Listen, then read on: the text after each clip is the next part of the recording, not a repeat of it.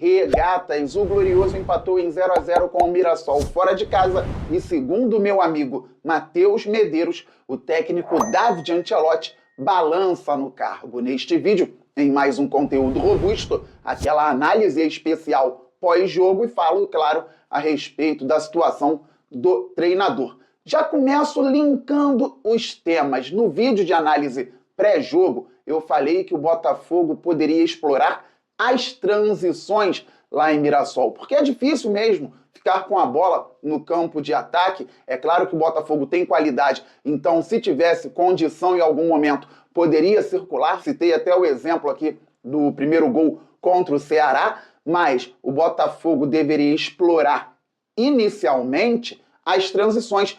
E até jogando no Rio de Janeiro, citei também no vídeo de análise pré-jogo, o Botafogo fez gols por conta das transições, porque o Mirassol ataca e tem dificuldades na recomposição em alguns momentos. Então dá para você tentar buscar os espaços às costas dos laterais, às vezes por dentro, como o Santiago Rodrigues começou a jogada aqui no Rio de Janeiro e encontrou o Savarino que vinha da esquerda e assim saiu um gol do Fogão. Isso o Botafogo deveria tentar em Mirassol também, não ficando retraído o tempo inteiro, mas estando posicionado e tendo as peças certas para essa corrida, para essa velocidade, buscando os espaços e tentando os gols. E qual foi minha surpresa? A entrevista do Alex Telles no intervalo.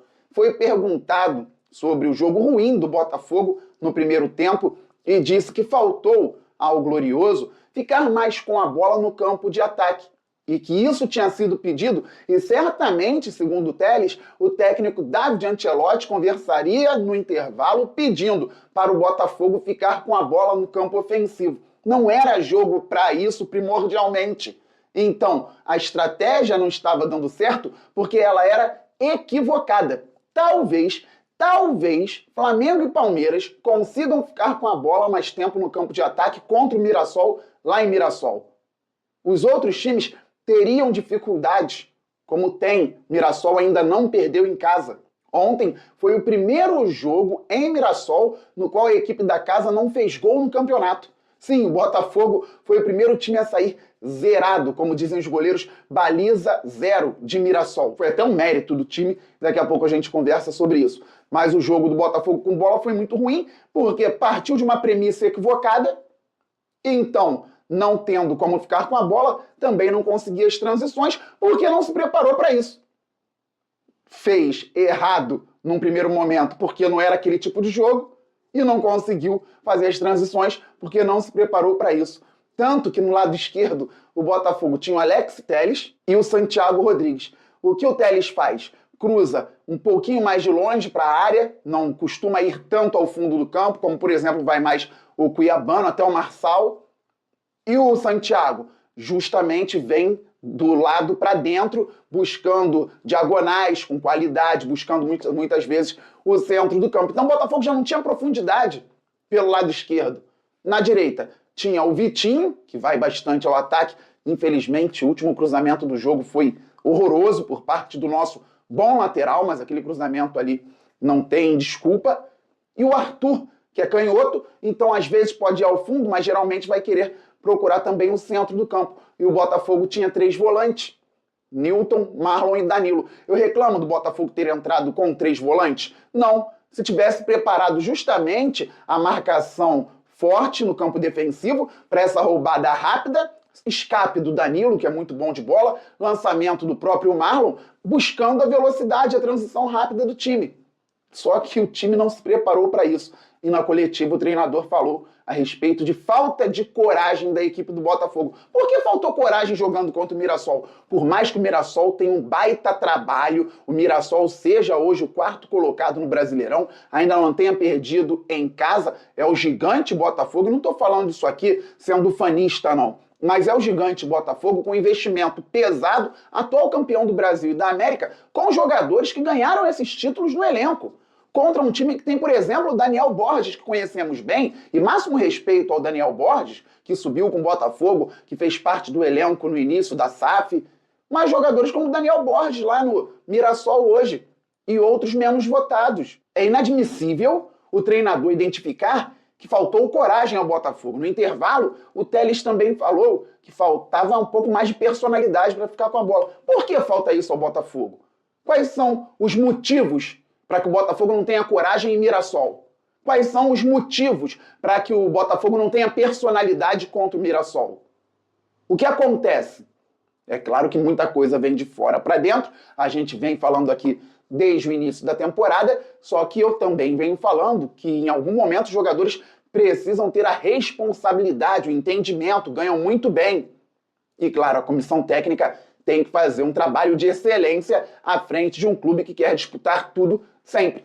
E isso não está acontecendo. Então, se já partiu de uma premissa equivocada para o jogo, teria mais dificuldade. Qual foi o mérito do Botafogo na partida? E sim, um time que não tomou gol do Mirassol em Mirassol tem méritos.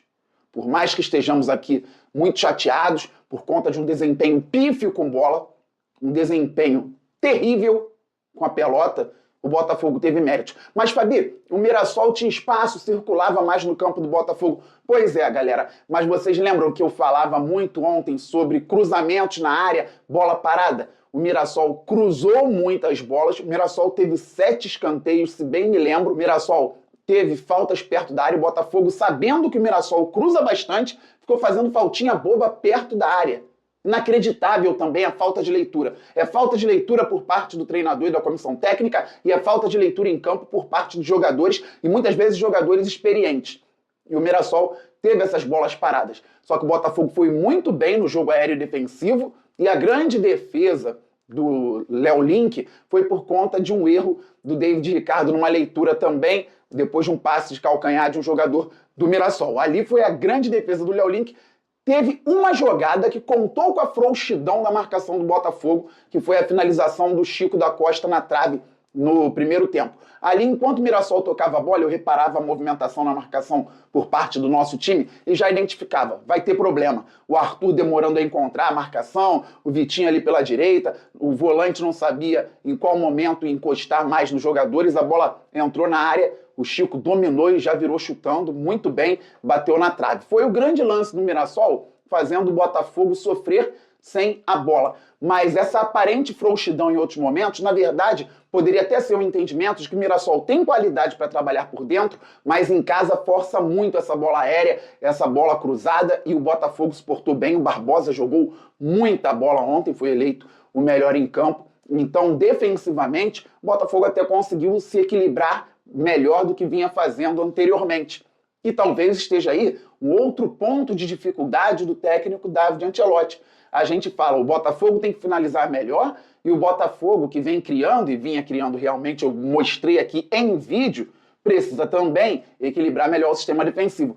Ontem equilibrou melhor sem bola, mas não conseguiu produzir. Quer dizer, se o time se organiza para defender melhor, já não consegue ter a bola para atacar o adversário.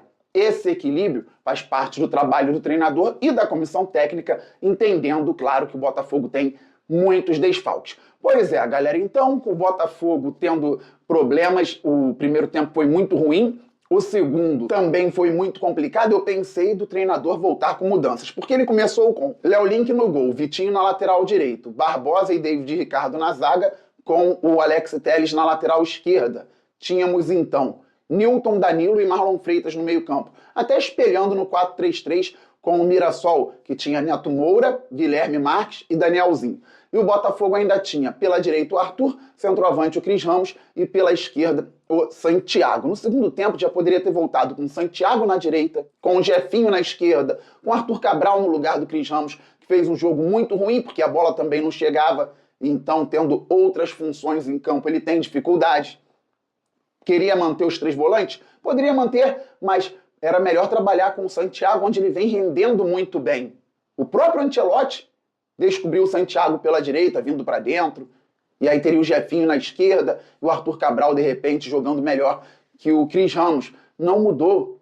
Aí, ao longo do jogo, foi mudando. Botou o Cuiabano no lugar do Telles, colocou o Jefinho em campo, colocou o Arthur Cabral e também o menino Marquinhos, garoto que subiu da base, e o Botafogo colocando alguém da base em campo em jogo Difícil, quem diria? Mas nada adiantou, terminou 0-0, o Botafogo foi a 48 pontos, voltou para a sexta posição do campeonato, mas hoje o Fluminense enfrenta o Ceará no Castelão. Se o Fluminense empatar ou vencer, passa o Botafogo, com empate em número de vitórias e com uma vitória passa também na pontuação. Se perder, o Botafogo se mantém na sexta posição, só que o Vasco enfrenta o São Paulo hoje, se vencer já chega a 45, tem confronto direto quarta-feira no Newton Santos, Botafogo e Vasco. E o Botafogo precisa vencer, quarta-feira às 19h30. Será que o técnico David Ancelotti vai estar no cargo até lá? Isso pergunto porque meu amigo Matheus Medeiros informou que o Botafogo não tem mais certeza da permanência do treinador. Faltando poucas rodadas para o fim do Campeonato Brasileiro, o Botafogo ainda não sabe se o treinador fica até o final, não sabe se o melhor caminho é manter o Caçapa, não sabe se tem como contratar outro treinador a tempo para fazer um trabalho que coloque o Botafogo de fato na Libertadores de 2026. E o Botafogo não pode arriscar. Segundo o Matheus, o entendimento interno é de que o treinador dá as ordens, mas o time não consegue executar. Como vamos resolver isso agora, galera? Em novembro, o Botafogo, que teve todas as dificuldades para contratar treinador depois da saída do Arthur Jorge, o Botafogo campeão brasileiro e da Libertadores teve dificuldade. E o Botafogo, que precisa se garantir na Libertadores 2026, vai encontrar um treinador top no mercado?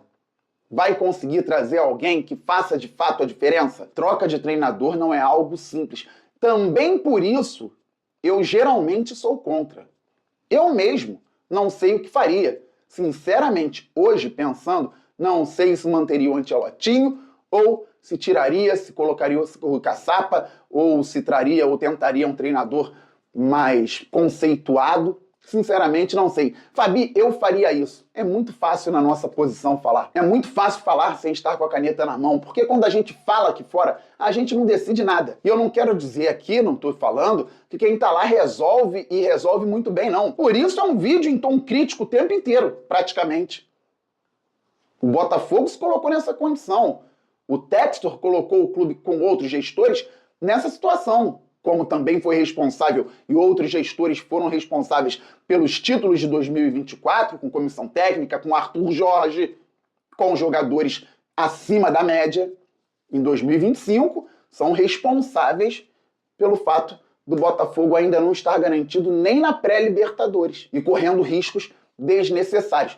Mas não é simples, mesmo assim, com eles errando ou acertando, não é simples. Tem que tirar, tem que manter. O Botafogo já trocou de treinador aí em momentos cruciais e acabou tendo problemas. Então também não é uma defesa ao Ancelotinho. Se fosse, eu falaria, estou defendendo a permanência, mas não é o caso. É o fato de não saber mesmo. Às vezes, trocar de treinador pode piorar, embora pensemos que não. Eu espero que o Botafogo tome uma decisão correta neste momento e pensando na temporada que vem, seja certeiro, porque não podemos brincar, não podemos falhar.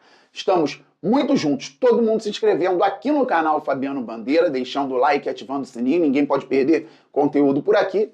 Já se inscreva também, se não for inscrito, no Glorioso Play. Era o canal do meu amigo Medeiros, agora é o Glorioso Play. Amanhã, segunda-feira, vamos estrear com uma live às 20h45. Estarei amanhã na Placar, aqui no YouTube, no Placar Aberto ao vivo às 18 horas. Acaba o programa, eu chego e já faço a live com a galera no Glorioso Play. Eu, Wellington Arruda, Matheus Medeiros e Thiago Grachi. Salve, torcedor do Botafogo, seja bem-vindo ao Botafogo Way, todos os dias conteúdo exclusivo do Botafogo pra vocês. Antes de mais nada, deixa seu like, se inscreve no canal, ativa o sininho das notificações para não perder nenhuma notícia do Botafogo. O Botafogo que empatou com o Mirassol, o David Ancelotti vem muito pressionado. Em meio a isso, o Botafogo negocia a contratação do zagueiro Riquelme, lá do Sport. Deixa a sua opinião aí sobre o time do Botafogo, que precisa ser mudado. Deus abençoe cada um de vocês. Muito obrigado pela audiência. Todo mundo, um forte abraço. Vamos, Fogão!